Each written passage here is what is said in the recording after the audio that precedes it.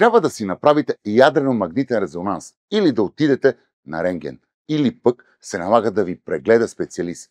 Кой ви насочва и с какви документи? Аз съм Иван Манчев и ще се опитам да дам отговорите в НЗОК за теб. За да ви прегледа специалист е необходимо направление от личния лекар. Специалистът може да ви изпрати в болница, да изпише лекарства, да ви насочи към високо специализирани изследвания. Къде ще отидете? На ядрено-магнитен резонанс, например. Решавате сами. Но на интернет страницата на Здравната каса може да намерите всички лечебни заведения, които имат договор с институцията. Що се отнася до резултатите от диагностиката, трябва да бъдат разчетени от специалист по образна диагностика. Всичко, което ви интересува, ако ви предстои високо специализирана диагностика или преглед при специалист, може да откриете в YouTube канала или в Facebook страницата на НЗОК.